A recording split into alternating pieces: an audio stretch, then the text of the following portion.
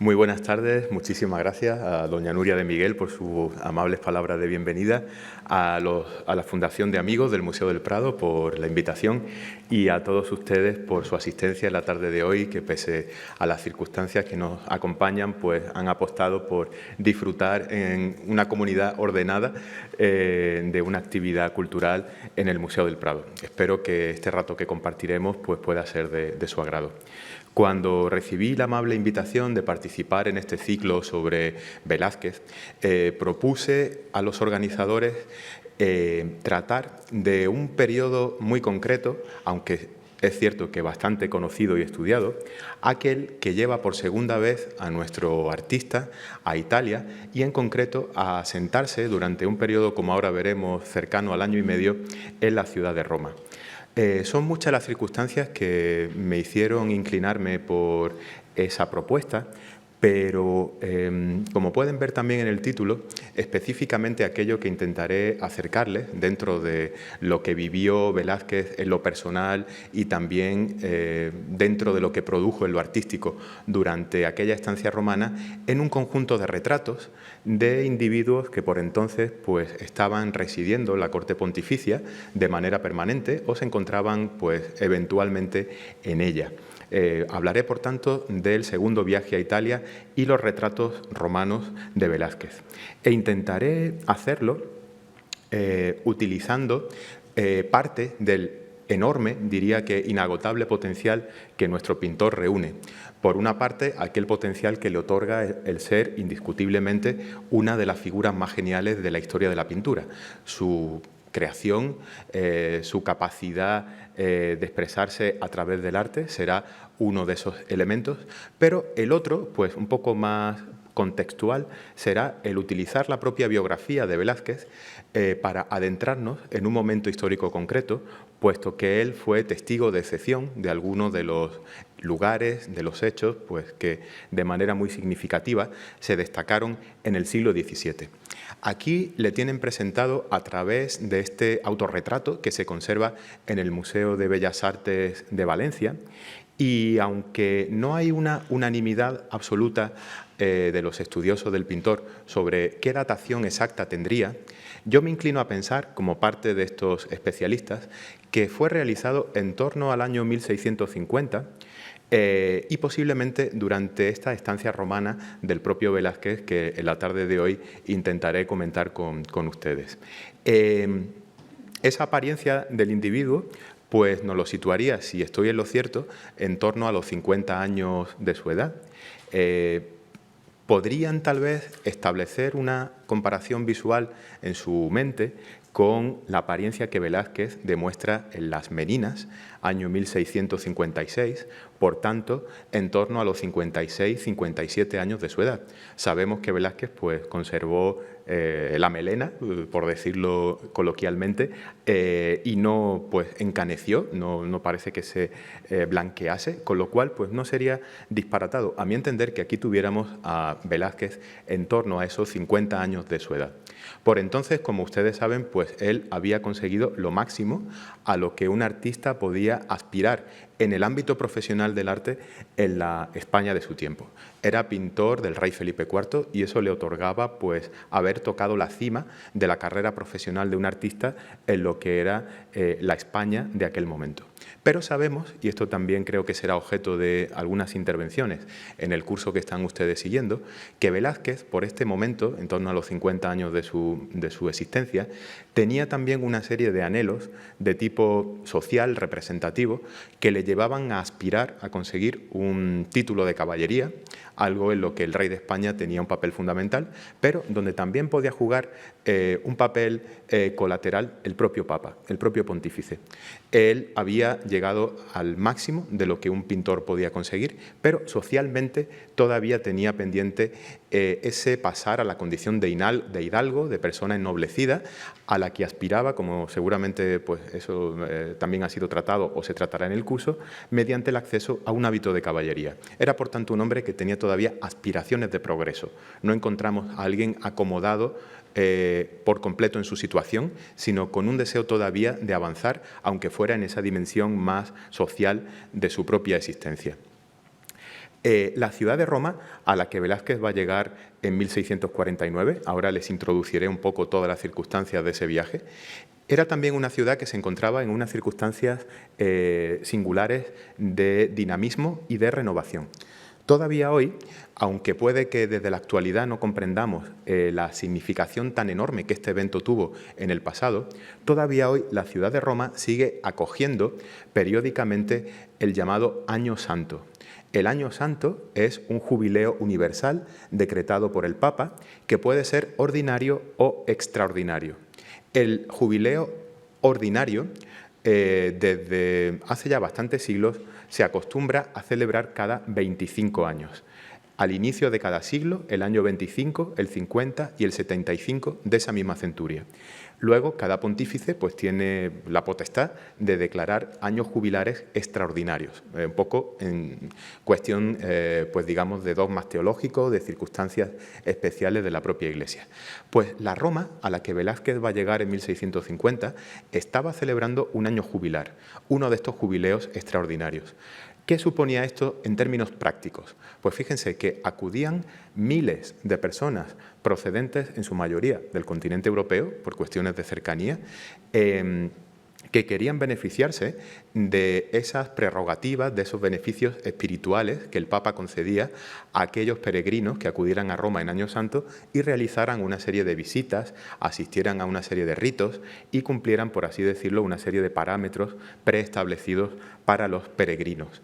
Eso hacía que Roma se llenara de extranjeros muy variopintos y que al mismo tiempo la ciudad se sometiera a un proceso de renovación.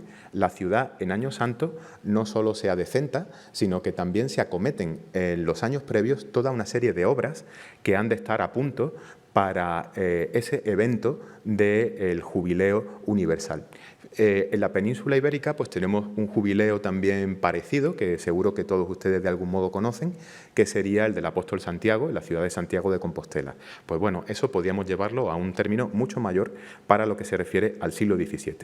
Al mismo tiempo que Roma vive este evento extraordinario del Año Santo, es también, y eso de manera estable hasta finales del siglo por lo menos, la gran capital artística de Europa.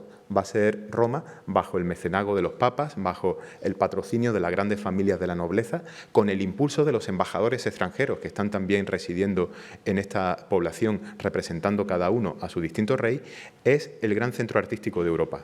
Ese título, pues tan solo comenzará a disputárselo de una forma paulatina París, ya muy a finales del siglo XVII, un poco pues gracias a todo lo que Luis XIV va a emprender en materia cultural. Pero en esta fecha en la que estamos nosotros, en torno a 1650, sigue siendo indiscutiblemente la capital artística de Europa y de allí emanan novedades, propuestas que luego van a ser recibidas en distinto modo por las otras poblaciones principales del continente, como puede ser la propia Madrid, y no solo el continente, sino en realidad todo el orbe católico, a través de lo que es pues también el paso de esta influencia romana a América Latina o incluso llevándola a un extremo, incluso hasta las Islas Filipinas. Velázquez procede, como todos también saben, del entorno inmediato del rey, del corazón de la corte madrileña. Él tiene su vínculo profesional y también en parte doméstico en el propio Palacio Real, en el antiguo Alcázar, que aquí bien recordado en una pintura de época.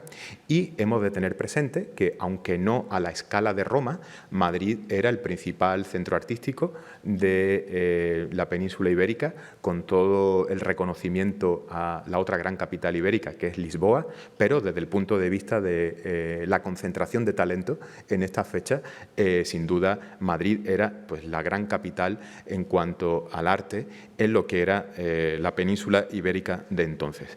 Y fíjense, aquí ya sí que vamos a dar un pequeño paso atrás, vamos a ir hasta el año 1648 para analizar un fenómeno, podríamos decir, de historia familiar, pero también de historia política, que tiene que ver, a mi entender, con lo que Velázquez va a emprender como proyecto de viaje a Roma. Fíjense, tenemos una circunstancia vinculada al segundo matrimonio del rey reinante entonces, Felipe IV, con la que era su sobrina Mariana de Austria. Esta chica, que residía con la rama austríaca de la familia en Viena, había sido prometida a su primo, el infante Baltasar Carlos, hijo de Felipe IV. Baltasar Carlos fallece prematuramente, la chica se queda sin prometido, el rey por entonces estaba viudo, había enviudado de su primera mujer, Isabel de Borbón, y él pues decide esposar a la que era prometida de su difunto hijo.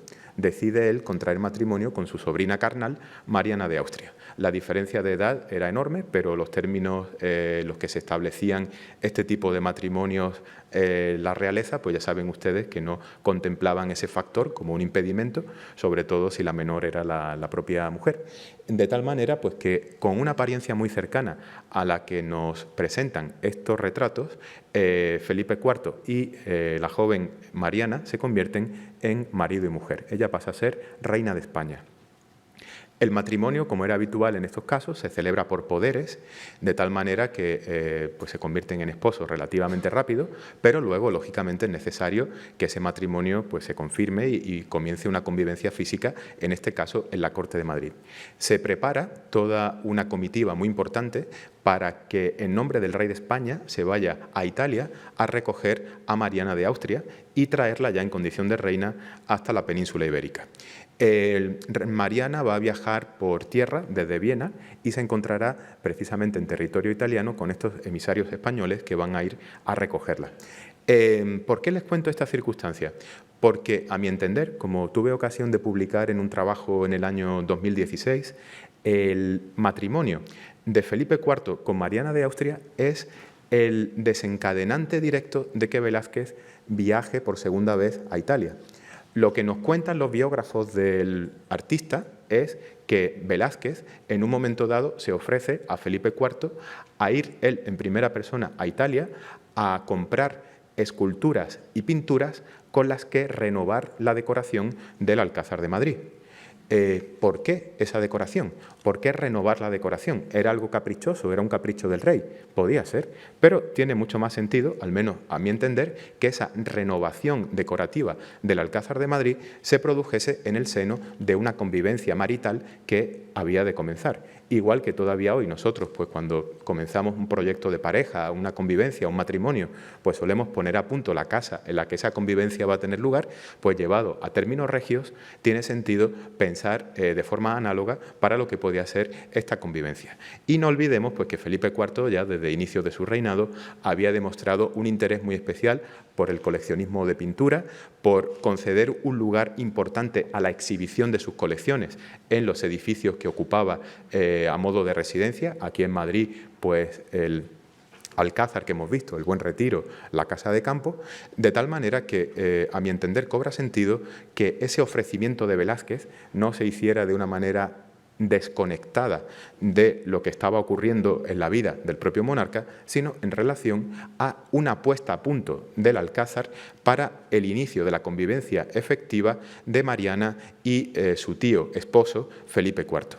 De esta manera, pues el rey concede permiso a Velázquez para ir a Italia con esa misión de comprar escultura y pintura que luego había de traer consigo y emplearse en la decoración, en la renovación decorativa, mejor dicho, del Alcázar de Madrid, como sucesivamente se confirma. Y de esta manera, conseguido el permiso regio con ese propósito, Velázquez va a emprender viaje a Italia. Pero no lo va a hacer en solitario, lo va a hacer integrándose en una impresionante comitiva naval que se estaba organizando para que zarpase desde el puerto de Málaga y que tenía como finalidad ir a recoger, como les decía, en tierra italiana a la nueva reina Mariana de Austria. Y eso pues nos lo documenta de una forma bastante gráfica, aunque se trate solo de un episodio puntual, esta pintura atribuida al napolitano Mico Spadaro, que se encuentra en la colección Banco Santander, aquí en Madrid, y que representa lo que podría ser el momento casi culminante de esa expedición para ir a buscar la reina. El momento en el que la reina, ya recibida en tierra italiana por esta comitiva, se embarca de regreso a la península ibérica en el puerto de Finale, en Liguria, cerca de la ciudad de Génova. Pues bueno, Velázquez zarpará cuando esta comitiva se dirige a Italia desde el puerto de Málaga con todo este aparato de individuos, de barcos, de bienes muebles, de transportes, estaba dirigida por el duque de Maqueda, por un personaje de primerísimo rango entonces que actúa de alguna manera en nombre del propio Felipe IV, y una vez tomase tierra esta comitiva en el puerto de Génova, Velázquez ya siguió en solitario. Una vez que llega a Génova, él va sucesivamente visitando distintas poblaciones de Italia, de norte a sur, y así pues llega en la primavera del año 1649 finalmente a la ciudad de Roma, después de haber formado parte de esa comitiva que iba a recibir a la reina. Y fíjense, el hecho de formar parte de la comitiva que iba a recibir a la reina, pues podemos considerarlo fortuito, pero a mi entender tampoco lo es. A mi entender es que Velázquez va como un funcionario regio en esa comitiva con una misión determinada, que es la de adquirir bienes muebles, pintura y escultura, que luego van a engalanar la casa en la que la propia reina va a vivir. Bueno, el caso es que, como les digo, en la primavera de 1649, Velázquez llega a la ciudad de Roma y allí pues transcurrirá aproximadamente un año y medio, pues centrado en lo que debía ser esa misión encargada por el propio soberano, esa misión pues de comprar pintura y escultura con la que adornar el Alcázar de Madrid. Aunque en Roma, como ahora intentaré comentarles, su misión se centrará sobre todo, esto puede que ya lo hayan también visto en algún otro en alguna otra de las intervenciones de este curso, se va a centrar sobre todo en la adquisición de escultura. Será sobre todo esa la misión. Roma estaba entonces gobernada como señor temporal y como señor espiritual por el Papa Inocencio X Pamphili. Este individuo, de un carácter no demasiado amable y por otra parte encontrándose ya en un momento vital en la que era un hombre pues con ciertas limitaciones de salud relativamente achacoso, contaba con una simpatía relativa por parte de la corona española porque era individuo conocido por parte del propio rey Felipe IV y de la Corte de Madrid, y por otro lado porque en algunas de las decisiones que él había tomado ya como sumo pontífice al servicio de la Santa Sede, pues se había mostrado proclive a entender, a atender, a ayudar en algunas cuestiones eclesiásticas que resultaban de interés para España. ¿Cómo se había producido ese vínculo directo entre este individuo, el Papa Inocencio X, y la Corte de Madrid? Pues fíjense, se había producido sobre todo por una misión diplomática que el propio Inocencio, antes de ser Papa, había desempeñado en Madrid, actuando como nuncio pontificio entre los años 1626 y 1630. Conocerán muchos de ustedes en el Madrid de los Austrias la calle llamada del Nuncio, cerca de la iglesia de San Pedro. Esa calle se llama así porque allí estuvo mucho tiempo el Palacio de la Nunciatura Apostólica en Madrid. Todavía el edificio se conserva, aunque destinado a otro uso. Y bueno, pues en aquel inmueble, al igual que otros muchos nuncios, Pamphili residió entre 1626 y 1630, ya iniciado el reinado de Felipe IV y ya estando Velázquez en Madrid como pintor del rey. Todo eso hemos de tenerlo en cuenta para lo que luego iré intentando exponerles. Aquí tienen al Papa en este magnífico retrato escultórico de Gian Lorenzo Bernini, que luego pues, nos va a servir también un poco de contrapunto para acercarnos al retrato pictórico que, como todos ustedes saben, pues, realizará el propio Velázquez. Durante este año y medio que Velázquez pasa en Roma, no imaginen ustedes que está en solitario teniendo que hacer multitud de gestiones. Velázquez va a encontrar allí un apoyo importante, por una parte, del embajador de España en Roma ante la Santa Sede en aquel momento, que era un noble de primerísimo rango, era el 7º duque del Infantado. El duque del Infantado era posiblemente en aquel entonces el título nobiliario más importante de España. El duque del Infantado tenía jurisdicción sobre unas 150.000 personas. Entonces, fíjense ustedes la magnitud de esa figura nobiliaria. inmobiliaria, y por otro lado, no solo del propio duque, sino también pues, de diversos funcionarios al servicio de la embajada, miembros de la comunidad española asentada de manera permanente en Roma, pues prestaron una atención y una ayuda a Velázquez en lo que él allí había de acometer, como encargo del propio rey. Aquí tienen esta vista de la Plaza de España en Roma, que como seguramente muchos de ustedes saben, pues tiene ese nombre debido a que el palacio que ven hacia su izquierda en primer término acoge la Embajada de España ante la Santa Sede de forma estable desde principios del siglo XVII y pues es un edificio que también desde mediados de esa centuria es propiedad del Estado español. Entonces, pues diríamos propiedad de la corona. Y de ahí el nombre de esta conocida plaza romana, pues que será uno de los escenarios en los que Velázquez se mueva durante aquel periodo.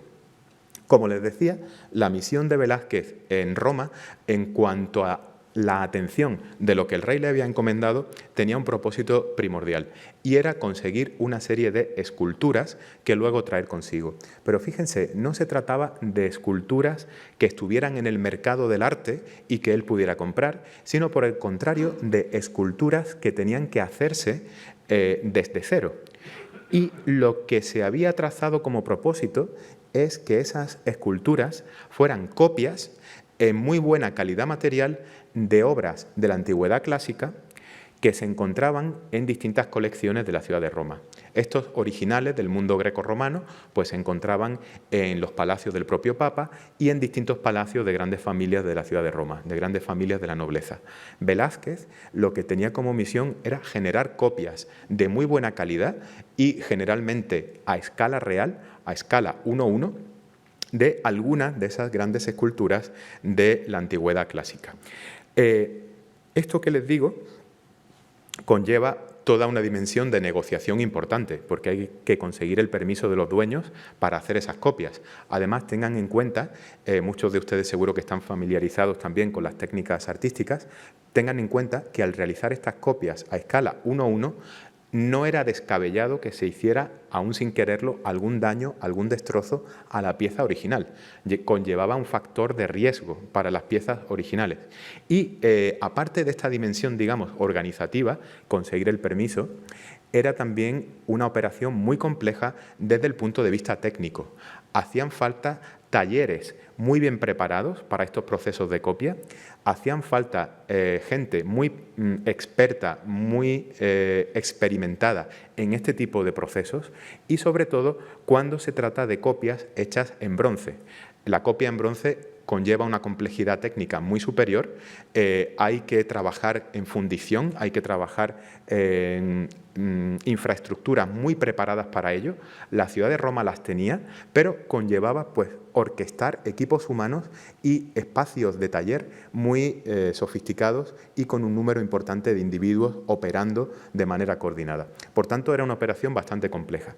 Esas esculturas que Velázquez realiza, o él más bien supervisa la realización para servir luego en el adorno del Alcázar, por suerte muchas de ellas se conservan todavía hoy, tienen algunas en el propio Museo del Prado, entre ellos pues, el Hermafrodita que generalmente pueden ver en la Sala de las Meninas, hay también otras en Patrimonio Nacional y también algunas en la Academia de San Fernando. Algunas se hicieron en bronce, que como les digo sería lo más complejo, otras por el contrario se hicieron en yeso. Las de yeso, pues, aunque también conllevan su dificultad, pero son un poco más sencillas como producción. Esto fue la tarea primordial que Velázquez hubo de acometer en Roma y era su tarea oficial. Pero después sabemos que él también realizó toda una serie de retratos, que son los que esta tarde intentaré, pues, en el tiempo que nos queda, presentarles. Pero es muy importante que partamos de un contexto adecuado para entender qué significaron estos retratos. El realizar esos retratos, salvo una incógnita que ahora les plantearé, no parece que fuera algo que estuviera incluido en la misión. Parece que, salvo esta pregunta, que ahora después compartiré con ustedes, el resto de los retratos que Velázquez realiza los hace por su propia iniciativa de manera libre y espontánea. No era ningún tipo de orden regia, salvo en un caso, tal vez. Y fíjense, Velázquez va a deslumbrar, va a maravillar, va a cautivar a la ciudad de Roma cuando se ven estos retratos que él realiza a distintos individuos. ¿Y por qué resulta tan fascinante? Pues fíjense, podemos también entenderlo si comprendemos el contexto en el que estos retratos se realizan y se presentan en público. Roma había tenido en la primera mitad del siglo XVII, cuando Velázquez se encuentra allí, en las décadas previas a su llegada, algunos artistas de gran talla que habían trabajado puntualmente como retratistas. El caso de Caravaggio, de Guido Reni, del Domenichino. Algunos artistas de enorme talla habían trabajado puntualmente como retratistas en la primera, segunda, tercera década del siglo XVII. Pero fíjense, cuando Velázquez llega, se da la circunstancia que no hay ningún retratista en pintura especialmente brillante en la ciudad. De hecho, tenemos una carta del famoso pintor francés Nicolas Poussin, en la que él comenta a un amigo también entendido en arte que en estos años 40 del siglo XVII en Roma no hay ningún buen retratista en pintura. Sí que lo sabía, y acabamos de ver un ejemplo, magníficos retratistas en escultura. Y fíjense, esto tiene que ver también con la propia demanda del mercado romano. La ciudad de Roma exhibe, y muchos de ustedes lo habrán comprobado en primera persona, una cantidad enorme de monumentos fúnebres en los que se muestra la efigie del difunto. Hay toda una demanda social grande y una inversión económica importante en escultura de retrato. El propio Papa va a ser un gran demandante de esta escultura de retrato, porque sirve para afirmar su propia autoridad, sirve para trasladar su propia imagen y actuar como un medio representativo de primer orden. La pintura también cumple esa función representativa, pero si queremos, en la jerarquía romana ligeramente menor.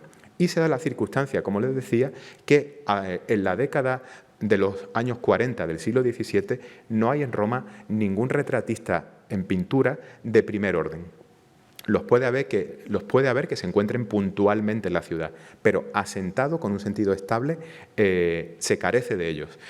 Y hasta tal punto que tenemos la noticia de que este embajador importantísimo que España tiene en Roma en esta fecha, el duque del Infantado, quiere retratarse por un pintor romano y a quien encuentra mejor para esta tarea es a un tal Hipólito Leoni, que me imagino la mayoría de ustedes no conocerá, no tienen por qué, es un artista absolutamente secundario en el organigrama del arte barroco. Eso sí, era hijastro de un pintor que había sido muy buen retratista, había sido hijastro de Ottavio Leoni, su padre putativo, que ya había fallecido, sí que era un retratista de primera índole, pero este Hipólito era un retratista muy modesto. Hasta tal punto que, fíjense, pues no se ha conservado con especial cuidado ninguna pintura asociada a su nombre. Esta que les presento está atribuida y si la atribución es correcta nos puede dar una idea de un artista que trabaja con un dibujo relativamente correcto, pero luego con un color bastante seco y que no ayuda a una profundización psicológica en el individuo, que en definitiva es de lo que el retrato se trata. No solo de mostrar una apariencia, sino también un alma, un espíritu asociado a esa apariencia.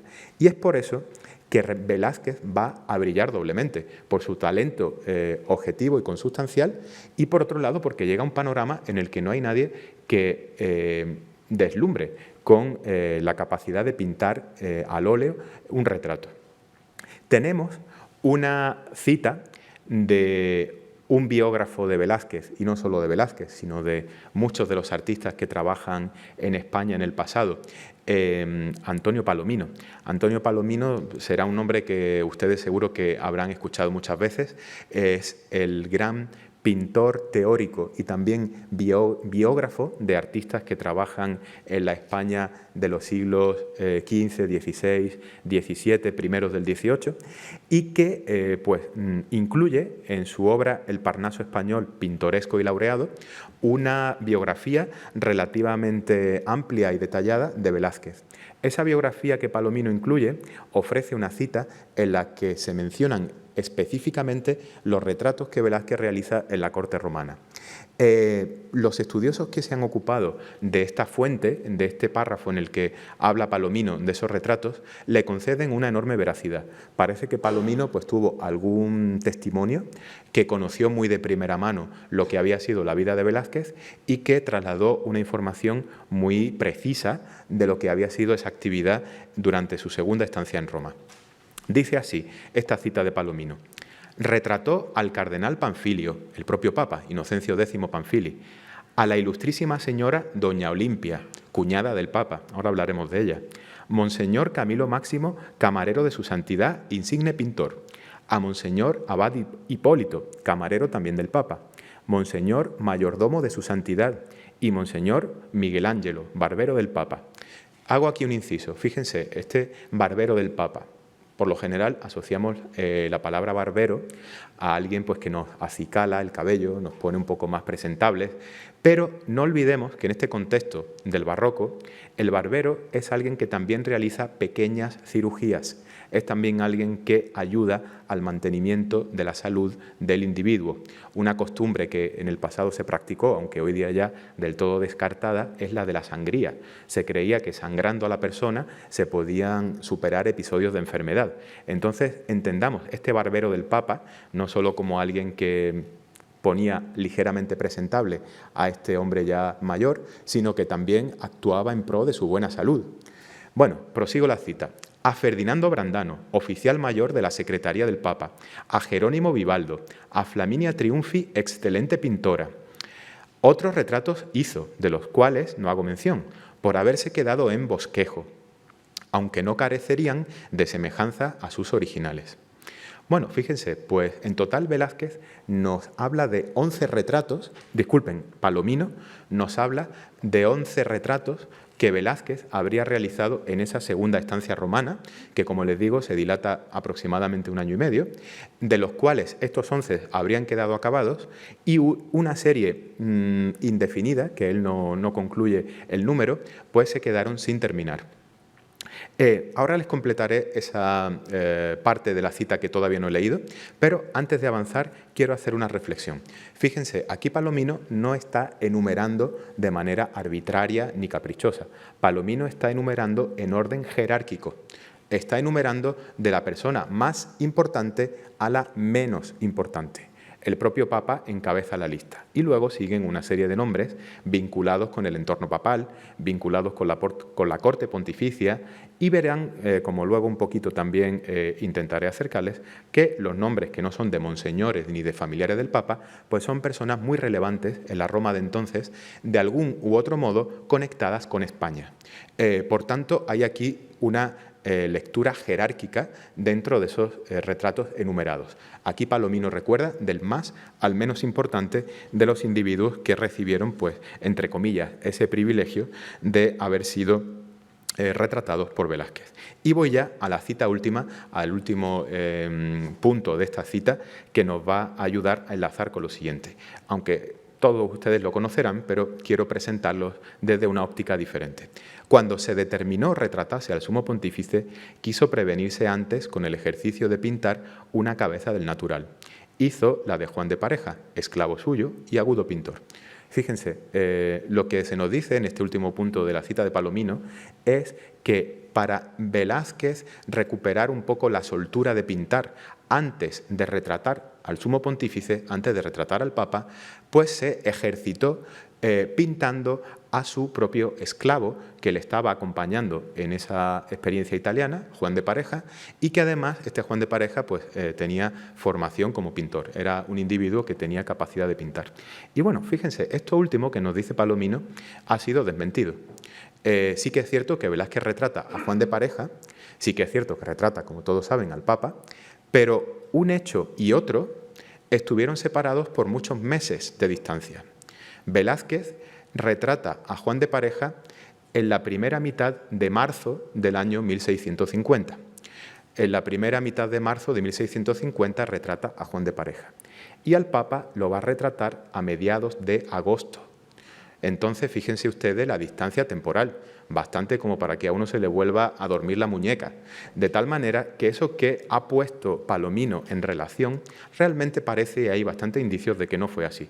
Hubo una gran distancia temporal entre que Velázquez retrata a su criado y esclavo y que retrata al pontífice. Pero sí que es cierto que, hasta donde sabemos, esos retratos romanos se van a iniciar con la del propio Juan de Pareja. Y fíjense, ahora retrocedo sobre esta imagen, se va a iniciar con el retrato de Juan de Pareja. La primera noticia cronológica que tenemos sobre estos retratos de Velázquez pintados en Roma nos sitúan en una fecha muy precisa, día de San José, 19 de marzo de 1650. El retrato de Juan de Pareja, que aquí ven hoy día en el Metropolitan de Nueva York, pintado por Diego Velázquez, se presenta en la Rotonda de la ciudad de Roma. La Rotonda no es otro edificio que el famoso Panteón, esta fabulosa construcción de la antigua Roma que ha llegado bastante inalterada hasta nuestros días. Fíjense por qué se presenta el retrato de Juan de Pareja en el Panteón de Roma el día de San José de 1650. Pues esto está ligado a una costumbre de la propia ciudad y también a un evento que toca en primera persona a Velázquez. En el Panteón está enterrado el gran Rafael de Urbino. El gran pintor Rafael está enterrado en ese arcosolio bajo que pueden ustedes ver en esta imagen, pocos centímetros por encima del suelo del propio Panteón. Por tanto, el encontrarse allí la tumba de Rafael convirtió al Panteón en un lugar de referencia artística con un sentido, podríamos decir, poético, evocador. Y se constituyó una asociación de artistas en torno a este edificio llamados los virtuosos del Panteón. Podríamos decir que era una asociación de artistas, todos con un cierto éxito, que obtenían algunos beneficios de practicar esa, podríamos decir, unión comunitaria. Velázquez va a ser admitido con un cierto sentido extraordinario en ese colectivo de los virtuosos del Panteón y como nuevo miembro se le va a invitar a que expusiera una obra de su pincel en la muestra de arte anual que la asociación realizaba, precisamente el día de San José. Y Velázquez, la obra que va a presentar, podríamos decir, de una manera un poco cursi, casi a modo de puesta de largo en la sociedad romana de entonces, para demostrar de lo que él era capaz, fue el retrato de su esclavo Juan de Pareja. Bueno, fíjense, la historiografía, hasta donde les cuento, pues ha clarificado muy bien este hecho. No ha sido nada novedoso lo que les he comentado sobre este retrato hasta ahora. Pero sí me gustaría ofrecerles una interpretación nueva de lo que aquello pudo significar. Bueno, para empezar, fíjense, la técnica en la que está realizado este retrato de Juan de Pareja, al igual que todos los demás retratos que Velázquez realiza en Roma en 1650, es una técnica muy suelta de borrones, de manchas de pintura que luego cobran perfecto sentido cuando están ensambladas entre sí, en cuya identidad técnica pues los propios coetáneos de Velázquez reconocieron que el pintor estaba realizando una evocación de Tiziano, estaba de algún modo retomando la lección de esa pintura última de Tiziano, de manchas, de borrones, que luego visualmente cobran un perfecto sentido, en su técnica retratística. Y bueno, pues de algún modo ese sentido, pues la propia radiografía, aquí les muestro un detalle de la radiografía del retrato de Juan de Pareja, nos lo vienen a confirmar todavía más, ¿no? Esa capacidad de que luego el ojo complete toda esa sugestividad preimpresionista de manchas que el artista traza en torno al individuo. Y fíjense, pues aquí vemos a Juan de Pareja, que a pesar de ser un esclavo, pues se nos presenta como un hombre muy digno, con una vestimenta pues casi de individuo rico, con una pose no altiva, pero una pose pues de seguridad, de autosatisfacción considerable. Fíjense también esa mirada franca y directa que dirige al espectador. Bueno, esto ha sido siempre leído en una clave que seguramente será cierta y es de la afectividad más de amigo que de señor que Velázquez pues proyecta sobre el propio Juan de Pareja. Hemos de tener eso como una premisa pues seguramente muy acertada para entender este retrato. Pero fíjense, hemos de ir un poco más allá, no quedarnos solo con eso que de alguna manera pues sería lo fácil, lo obvio y lo que casi que salta a la vista. Este retrato, desde mi parecer, es una enorme transgresión. Es una pintura de una fuerza transgresora extraordinaria, tanto por cómo está pintada, pero sobre todo por qué pinta y dónde lo presenta. Fíjense, estamos hablando de un individuo que era un esclavo. En la España del siglo XVII se acepta la existencia de esclavos. Por lo general eran individuos que procedían de otros lugares fuera de los propios territorios de la monarquía, pero los había también nacidos en el propio seno de la España peninsular. En concreto, fíjense, pues Juan de Pareja, hasta donde sabemos, era un morisco que procedía de la ciudad de Antequera, en la provincia de Málaga. Por causas que desconocemos, pues había pues nacido con esa condición de esclavo, llegando a propiedad, porque era una propiedad privada, no lo olvidemos, del propio Diego Velázquez. Fíjense, cuando se ingresaba en esta asociación de los virtuosos del Panteón, se pedía una conducta ejemplar a los individuos que en ella ingresaban. Y uno de los elementos que esa conducta ejemplar requería era que el virtuoso del Panteón no tuviera esclavos. Juan de Pareja va a ser liberado, no ese día de San José, sino algunos meses más tarde, pero dentro del mismo año 1650. Velázquez pues, acomete de manera puntual esa normativa y pone en libertad, concede una carta de liberación a su esclavo Juan de Pareja. Bueno, pero fíjense, no era tanto eso, que también se conoce, donde quería llegar, como lo siguiente. Estamos hablando de un retrato que presenta a un esclavo, aquí todavía lo era, que sirve a un pintor del rey de España y que se exhibe en uno de los lugares más solemnes de la ciudad de Roma, la rotonda del Panteón, pues en el entorno en el que descansaban los propios restos mortales de Rafael. De tal manera que en la temática hemos también de indagar. Y para ello resulta siempre interesante entender qué se quería decir con una palabra en el momento que estamos estudiando. Podemos para ello irnos al Tesoro de Sebastián de Covarrubias. El Tesoro de Covarrubias es un gran diccionario de español que se publica, de lengua castellana, como entonces se decía también en su título, que se publica en el siglo XVII. Y fíjense, en el Tesoro de Covarrubias, la palabra retrato se vincula con la representación de una persona admirable y heroica. El retrato, socialmente, al menos en la España del siglo XVII, estaba reservado a individuos de un rango, de una posición y de una condición, como dice la propia definición, admirable y heroica. Bueno, en principio nos encontramos bastante lejos de esa condición admirable y heroica cuando estamos hablando de un modesto esclavo criado de un pintor. A mi entender, eso ya es un primer elemento de provocación muy importante a tener en cuenta. Y fíjense, otro elemento más que hemos de considerar.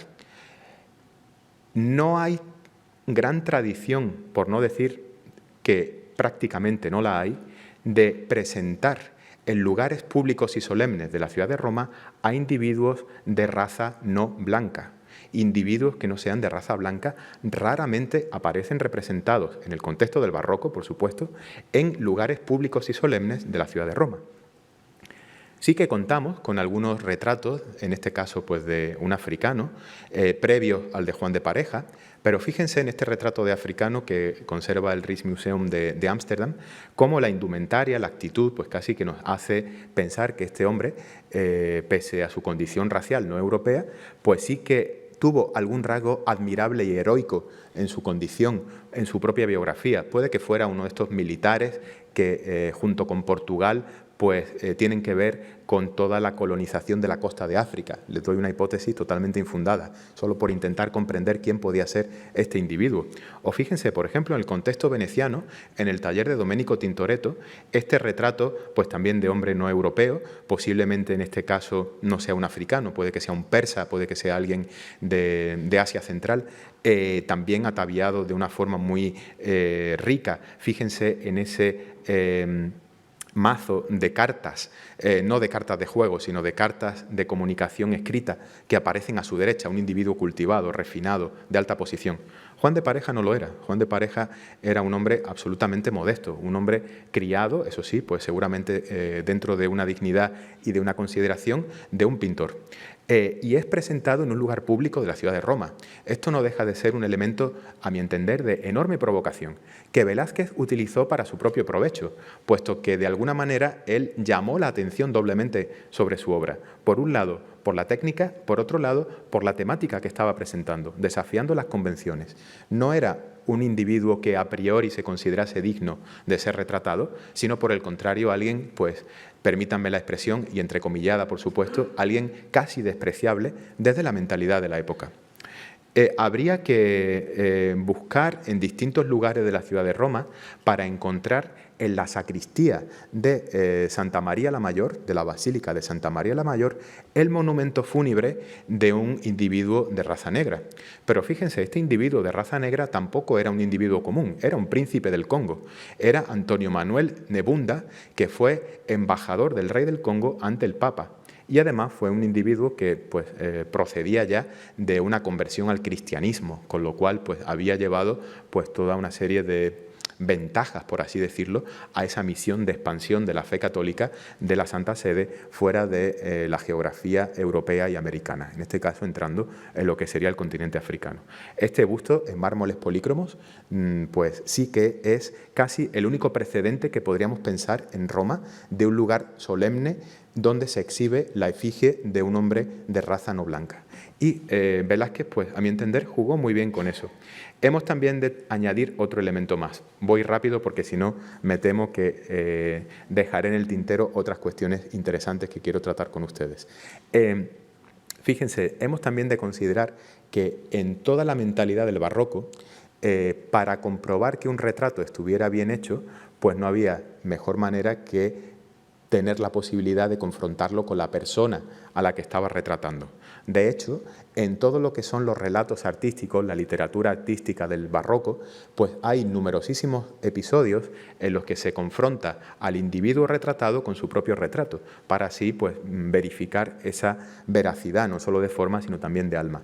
Esto que les voy a contar pues puede que sea un poco pedestre, pero creo que era la propia realidad. Fíjense, si Velázquez a Juan de Pareja, como esclavo suyo que era, le decía: tienes que quedarte 3 horas delante del retrato para que la gente comprenda la veracidad que hay en él, pues el pobre esclavo, evidentemente, y además incluso a lo mejor prestándose gustoso, lo hacía, ¿no? Esa posibilidad de que el individuo vivo, físico, estuviera cerca, delante del retrato, para que el público visitante de esta exposición de la Rotonda de Roma pudiera comprobar de primera mano esa fuerza veraz que encierra el retrato velasqueño.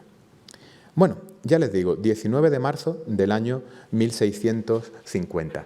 Tenemos que esperar para tener la siguiente vinculación cronológica de un retrato hasta el mes de julio de ese mismo año. De marzo saltamos a julio de 1650 y a través de una correspondencia diplomática que fue publicada por Salvador Salort, sabemos que en torno, pocos días antes, muy poco tiempo antes, del 13 de julio de 1650, Velázquez acomete el retrato de Doña Olimpia. Doña Olimpia, para muchos de ustedes, aquellos que sean apasionados del arte barroco, será un personaje conocido. Permítanme, no obstante, dar unas pinceladas rápidas para que las ubiquemos. Doña Olimpia Mayralchini Panfili había estado casada con el hermano del Papa, con el hermano de Inocencio X, y ya se encontraba viuda por entonces. Esta mujer procedía de una familia, digamos, sin pedigrí, pero muy rica. Su padre era una especie de contratista en el ámbito inmobiliario del siglo XVII. Entonces ya también ese negocio daba mucho dinero. La familia Mayralchini, en un momento dado, era una familia muy rica. Y casan a Olimpia con un Panfili, que tenían todo el pedigrí nobiliario, pero bastante poco dinero. Y fíjense, cuando en el siglo XVII se quería conseguir que a un individuo se le nombrara papa, por más que creamos en la divina providencia y en el Espíritu Santo, las cosas no funcionaban así. Había que utilizar mucho dinero. Imaginen lo que sería una campaña presidencial en Norteamérica, ahora que tenemos también ese tema de actualidad. La familia Mayralchini, una vez que casan a su hija con los empobrecidos Panfili, ponen muchísimo dinero en juego para que el cuñado de Olimpia, Inocencio, acabe siendo papa. como realmente consiguen. Por tanto, hay una deuda contraída de por vida. La deuda con esta mujer era enorme. Sin ella, sin el dinero de su familia, Inocencio X nunca habría llegado a papa. Y por otro lado, fíjense, era una mujer con un gran carácter. Seguramente, dentro de su carácter muy fuerte, algo carismática sin duda también hubo de ser. Fue una mujer que durante el pontificado de Inocencio X, durante buena parte del mismo, hizo y deshizo en Roma casi lo que quiso, hasta tal punto que la gente la llamaba la papesa, ¿no? Puesto que veían que el papa titular era un hombre pusilánime envejecido y ella, sin embargo, una mujer enérgica que lo controlaba todo. Los embajadores extranjeros siempre se ocupaban de estar a buenas con doña Olimpia, puesto que en muchos asuntos de Estado ella decidía. Y fíjense, su ambición se ve que era bastante ilimitada porque a pesar de tener esa condición de tanta influencia sobre la corte papal, cometió una imprudencia enorme, que fue falsificar una serie de documentos oficiales compinchada con un tal Mascambruno, y eso hizo que ya estando avanzado el pontificado de Inocencio, el escándalo fuera tan mayúsculo que no le quedó otra que aceptar un exilio que su propio cuñado decretó sobre ella. Tuvo que irse para siempre de la ciudad de Roma.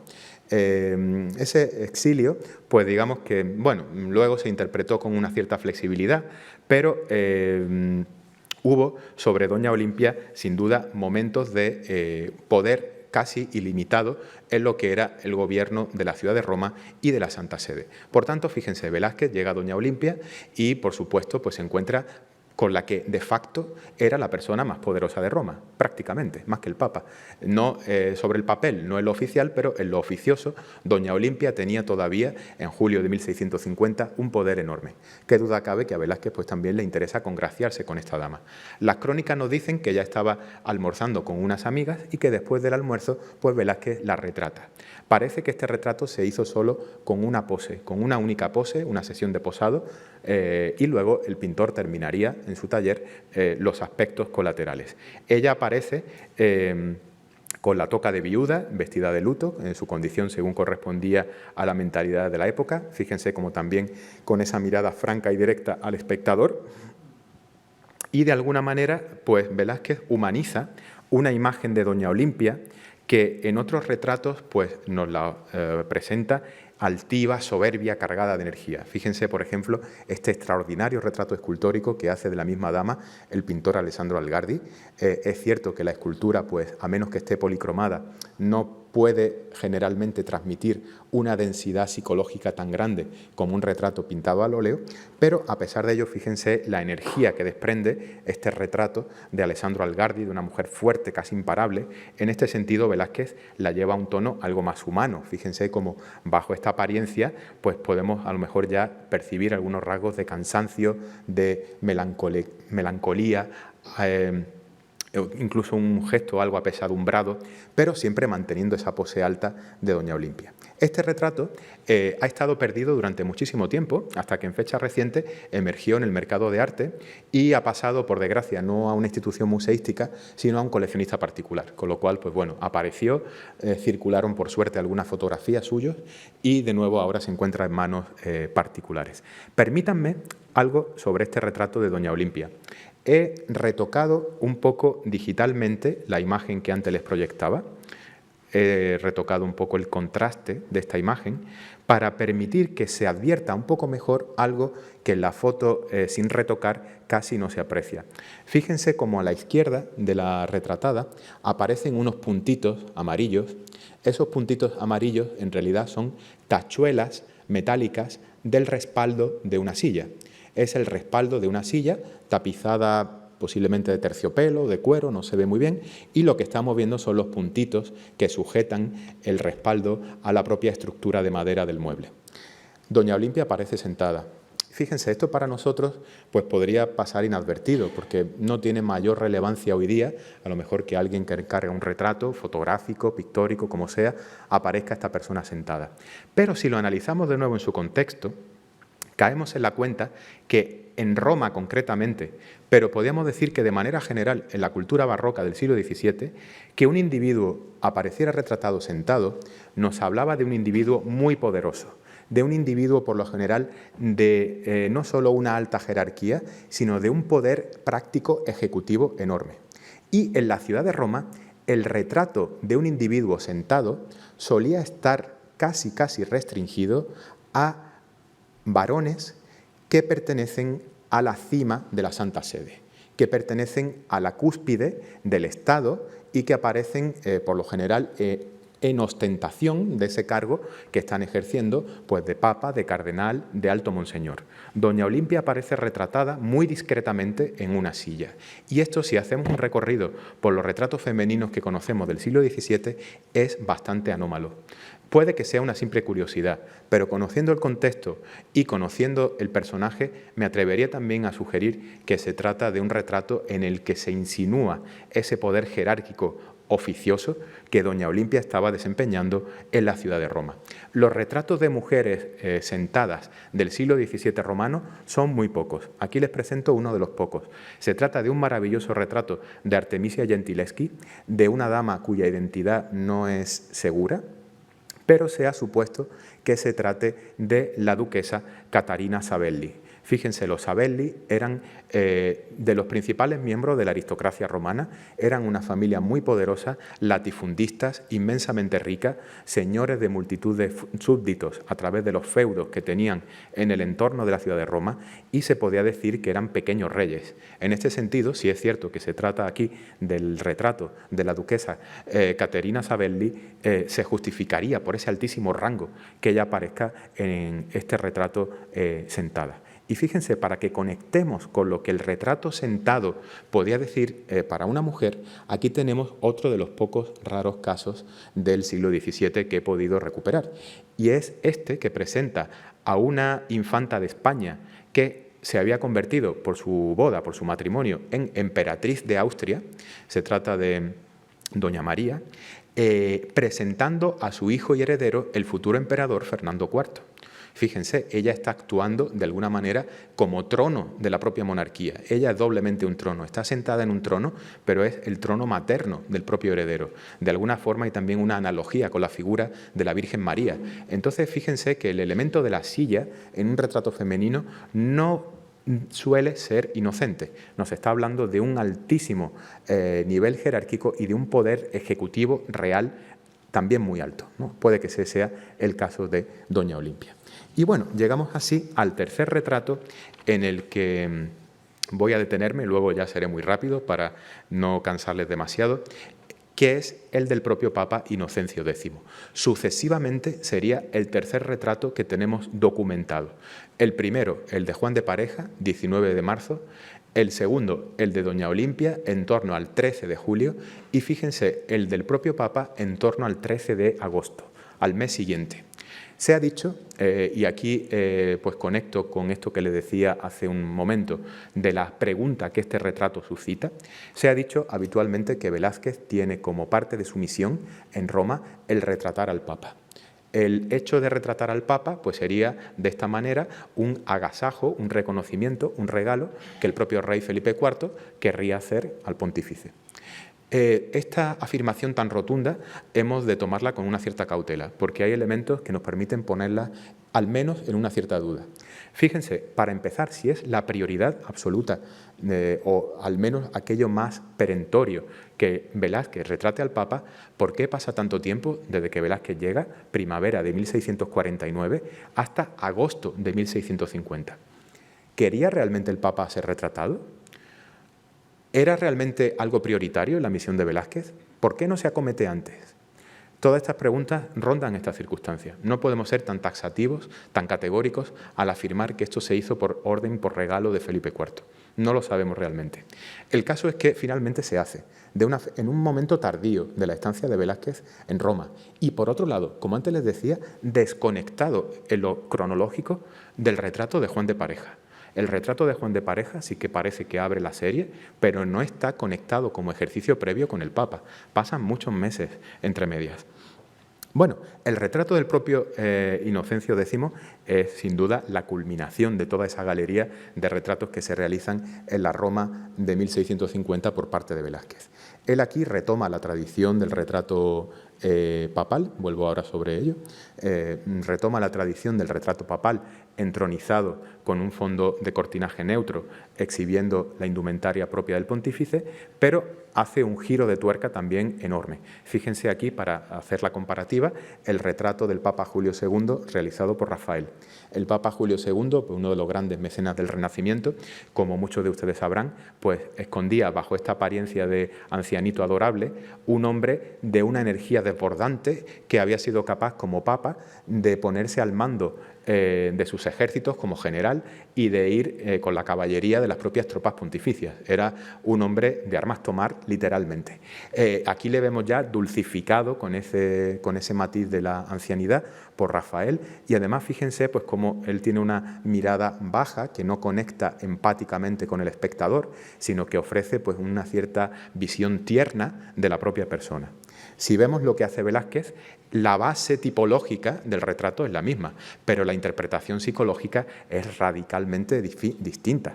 Aquí el Papa Inocencio tiene una mirada erguida, frontal, casi incómoda, inquisitiva, de un cierto desagrado hacia el espectador de la propia pintura.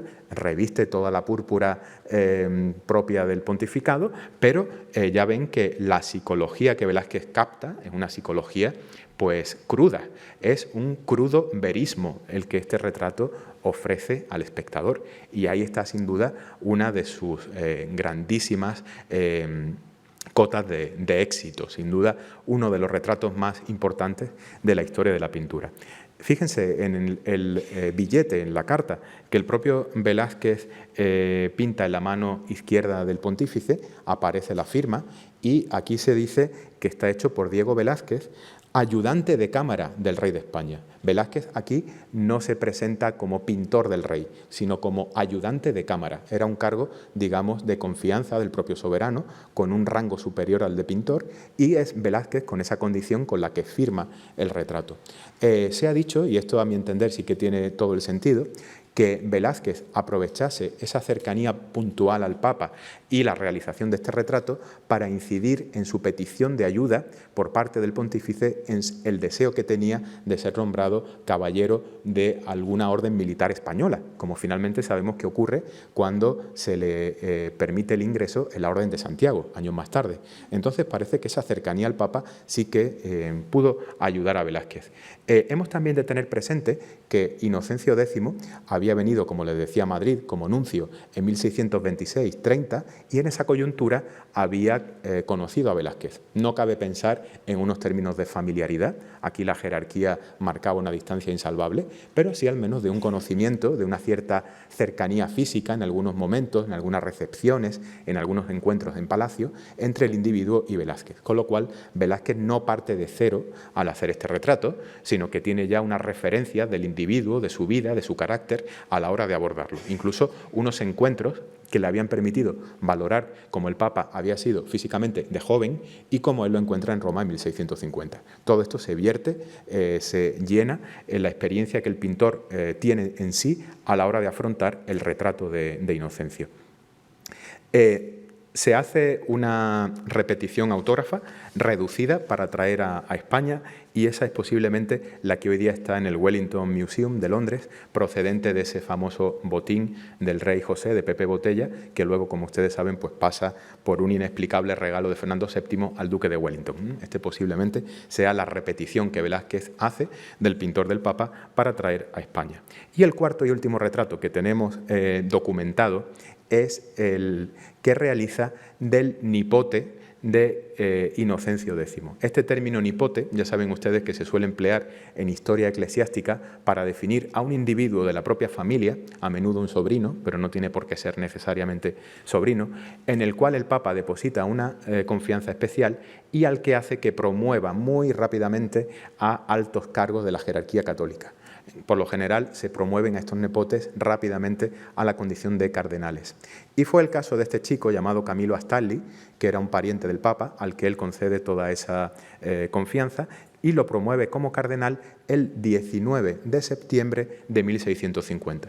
El retrato de Velázquez nos lo presenta ya vestido de cardenal, con lo cual sabemos que hubo de ser algo posterior, no mucho, algo posterior a 19 de septiembre de 1650. Puede que incluso en los días posteriores a su nombramiento. Este cardenal luego hará pues algún tipo de negociación, de intermediación en favor de España, con lo cual es también un personaje al que se veía con una cierta simpatía desde la corte de Madrid. Y ya por cuestiones de tiempo voy a ser muy breve con lo sucesivo, simplemente les mostraré los otros retratos que Velázquez realizó en la corte romana y les daré unas pinceladas muy rápidas de cada individuo. Fíjense, por ejemplo, va a retratar a Monseñor Camilo Máximo. Él era miembro de la Curia Vaticana, un personaje, por tanto, socialmente relevante, pero aquello que le pudo acercar a Velázquez fue sobre todo su condición de coleccionista, protector de pintores, amante de la antigüedad, hombre pues, de un espíritu refinado y sensible. Y fíjense, este Camilo Máximo, tiempo más tarde, vendrá como nuncio a Madrid, después de haber conocido a Velázquez en Roma, con lo cual ese vínculo Velázquez-Camilo Máximi seguirá aquí en Madrid todavía algunos años más tarde. El único de estos retratos que tenemos en el Museo del Prado. Este retrato ingresó hace no mucho por compra en el Museo del Prado con el título provisional de El barbero del Papa. Muchos de ustedes seguro que lo recuerdan. Estuvo así expuesto varios años en la sala del museo. No había realmente ningún fundamento para identificar a este hombre como el barbero del Papa. Y la profesora Francesca Curti, con una investigación pues, realmente concluyente, demostró que este individuo es otro de los hombres que Palomino menciona en su lista. Se trata de Ferdinando Brandano. ¿Cómo se pudo llegar a esa conclusión? Pues fíjense, comparando el retrato de Velázquez, que tienen a la derecha, con otro retrato de ese individuo, Ferdinando Brandano, en el que con seguridad es él el representado. Fíjense pues, que hay un cambio de edad, pero pues, esa curiosa nariz un poco en forma de berenjena y la cuenca de los ojos nos denotan que se trata del mismo individuo.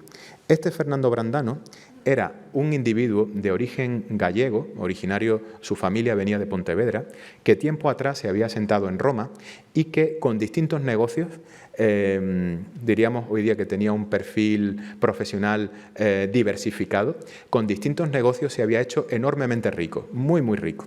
De hecho, se consideraba que era el ibérico, de la península ibérica, el ibérico más rico de la ciudad de Roma. Y entre los múltiples negocios que él atendía, comerciaba con pintura. Llevaba pintura desde Roma hasta Lisboa, y en Lisboa esa pintura se revendía con importantes beneficios. Posiblemente de Lisboa muchas pasarían al Brasil colonial, de tal manera que el beneficio se incrementaba todavía más con la venta sucesiva. Y en esa cercanía de hombre rico, poderoso, pues lógicamente Velázquez se beneficiaría de su compañía. Fernando Brandano, tiempo más tarde, caerá en desgracia, tendrá un fin pues también un poco por sus excesos en los negocios y las triquiñuelas que empleaba, tendrá un fin bastante dramático, pero en el momento que Velázquez está en Roma se encuentra en pleno apogeo de su biografía y de su carrera. Luego nos encontramos este caso curioso. Fíjense, Monseñor Cristóforo Segni, el mayordomo de los palacios pontificios. El mayordomo del palacio pontificio era un individuo de un poder enorme.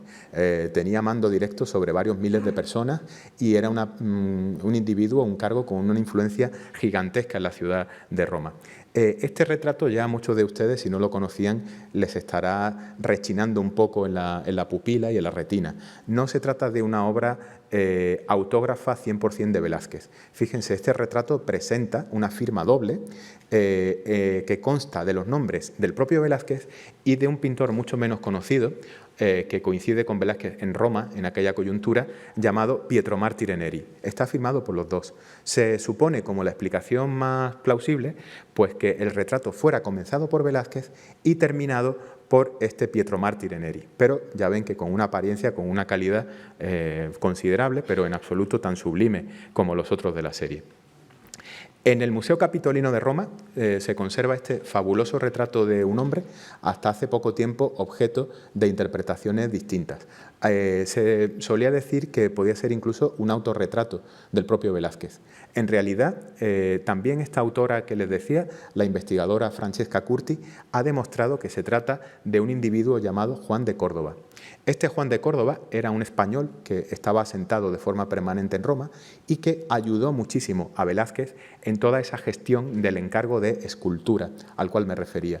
Se presupone que establecieron una relación muy amistosa, de mucha confianza, en ese trato directo entre Velázquez y este individuo que ahora ya sabemos es Juan de Córdoba. Hay otro retrato en el Metropolitan de Nueva York que por técnica y por materiales hubo de ser hecho durante esa estancia romana. No se conoce todavía su identidad. El profesor Javier Portús, como saben también conservador de este museo, tiene un artículo en el que él plantea distintas hipótesis, pero no hay ninguna todavía concluyente. A mi entender, como él está empleando en el retrato, bueno, el individuo aquí pintado está vestido con un cuello a la española, podría tratarse de otro de los individuos que Palomino menciona, este Jerónimo Vivaldo, que era un financiero de origen genovés, pero que había estado también muy vinculado, muy asentado en Madrid, de tal manera que tenía una identidad mixta ítalo-española. Podría tratarse de él. Y fíjense, quiero ya, para concluir, y discúlpenme que llevo pues un cuarto de hora sobre la hora prevista y sabemos que tenemos todos un terrible toque de queda que cumplir, pero concluyo ya muy rápidamente. Fíjense, en la lista de nombres que Velázquez da como individuos retratados, que Palomino da como individuos retratados en Roma, en esa estancia de Velázquez aparece, además de Doña Olimpia, una segunda mujer llamada Flaminia Triunfi. Y de ella dice Palomino que era una excelente pintora. Bueno, pues sobre ese retrato se han hecho especulaciones realmente imposibles y en algún caso me atrevo a decir que casi bochornosas. Bochornosas por lo que de atrevimiento y de ignorancia tienen por parte de quienes la han realizado.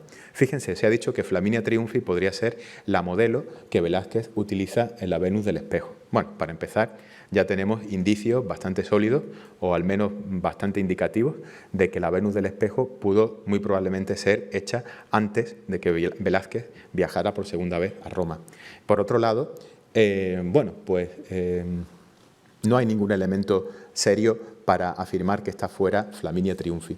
Indagando un poco, esta Flaminia Triunfi era una dama de la alta sociedad con una serie de conexiones sociales importantísimas y nada más lejos que pensar que alguien con esa posición jerárquica en el siglo XVII se pudiera prestar a un retrato tan valiente, tan atrevido como el desnudo girado, pero cuya cara se devuelve por el espejo que aquí plantea Velázquez.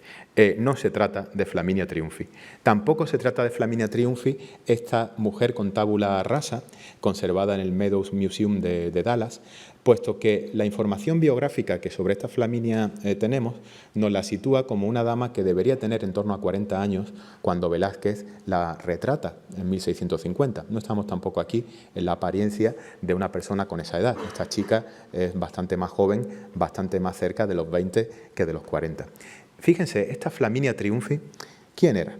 Pues ella, el apellido Triunfi lo utilizaba por matrimonio con un individuo llamado Guidobaldo Triunfi, que venía de la ciudad de Ancona. La ciudad de Ancona es uno de los puertos principales que Italia tiene hacia el mar Adriático. Y en Ancona la familia Triunfi era pues, la más influyente. Aquí les proyecto esta pintura del siglo XIX en la que vemos la entrada triunfal del rey Víctor Manuel de Italia en Ancona y el palacio que ven al fondo a su izquierda sería el palacio de la familia Triunfi. No les pongo la foto actual porque este edificio fue destruido durante la Segunda Guerra Mundial, pero tenemos al menos este testimonio visual. Se trata, por tanto, Flaminia Triunfi, de una dama de enorme influencia y que tenía que ver, a través de su marido, pues con los intereses españoles en el territorio italiano. Estos Triunfi de Ancona, sabemos, por ejemplo, que hospedan en su palacio a la emperatriz María, que antes veíamos sentada, sosteniendo y sujetando a su bebé el futuro emperador Fernando IV. Cuando la emperatriz María pasa por Italia, se aloja con la familia Triunfi en Ancona. Entonces ahí ya nos da un poco la pauta de lo que fue esa cercanía con Velázquez. Y ya resumiendo, pues fíjense, cuando el pintor está en Roma vemos que atiende a lo que es la representación de su condición de pintor del rey de España, realizando retratos de la familia pontificia, de la familia papal, el papa, su nepote y su cuñada. Un elemento interesante que hemos también de valorar es que hasta donde hoy día se sabe, Velázquez nunca cobró por estos retratos, sino que parece que los realizó de una manera, digamos, altruista, sin tener ningún tipo de interés económico. Puede que en alguno de ellos sí se cobrase, pero no tenemos ninguna información de cobrar por estas obras. Por otro lado, pues también agasajó mediante retratos a individuos poderosos de la comunidad española de Roma, como fue el propio Fernando Brandano, y sobre todo como un signo de cercanía, de aprecio, posiblemente también algo instrumental, pues retrató a sus amigos Juan de Córdoba y su singular criado Juan de Pareja. Y puede que, autorretratándose a sí mismo, si es cierto, como algunos suponen, que el autorretrato con el que abríamos la charla se realizó en Roma en 1650, el propio Velázquez con su efigie se habría unido a aquella galería ideal en lo que fue uno de los trances más relevantes de toda su biografía. Muchas gracias por su atención.